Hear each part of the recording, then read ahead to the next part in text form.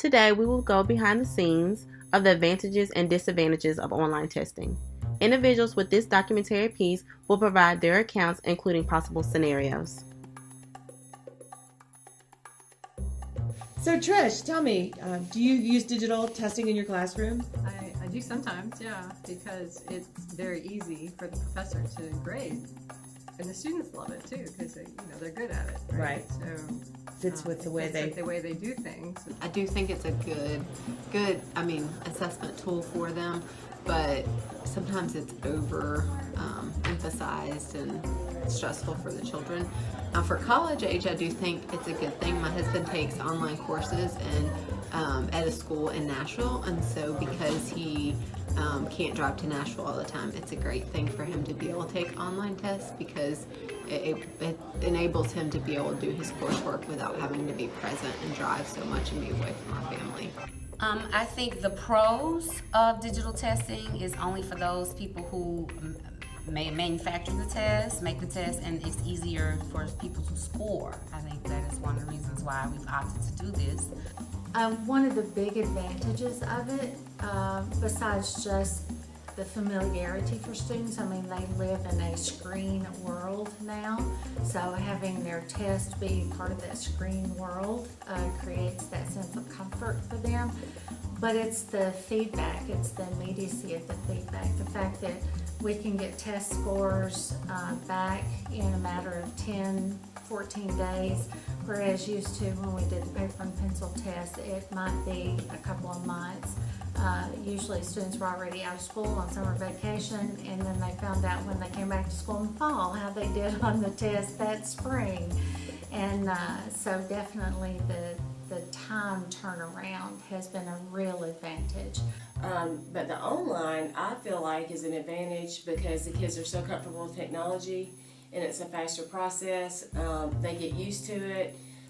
You get the results faster, and it's easier to set up in the DRC. It's much easier than paper pencil. With paper pencil, you have a lot more materials to collect, to count for. You have the labels, have to send that off to the state. It takes longer to process. So that's some of the advantages of online testing. From just an organizational standpoint of the test, the online version, I believe, is taking about double the amount of time as what the old paper pencil version of testing used to take. Now we're going to ask a few students how they feel about online testing. I don't like that online testing can be a little tricky. So like if you have multiple choice questions, as you're going to click it, as you scroll up, sometimes it kind of moves your answer. And that's been known when I took tests in my classes here. I've actually got a bad grade because, it moved. I mean, that's probably like the only thing. Online testing is actually good. I mean, the paper, I don't know. Yeah, but I like online testing. I mean, it's pretty cool and it's kind of quick and effective. Well, there's not much of a disadvantage to me about online testing because, the answer is all just right there. But there is actually one disadvantage because, you can't write. If the teacher, for example, were to give you, a paper to, write on, you couldn't do so. But other than that, there's not much of a disadvantage. Goodness, I think I prefer online testing just because it's a lot easier, especially now when technology is so accessible. And I can take certain tests, from home if I need to, on my computer, on my laptop. And I don't know, I just think it's a lot easier, having less stress when having to keep up with papers and remembering where you were. I prefer the standard pencil and paper way myself. There's just a lot less room for errors and mishaps with technology.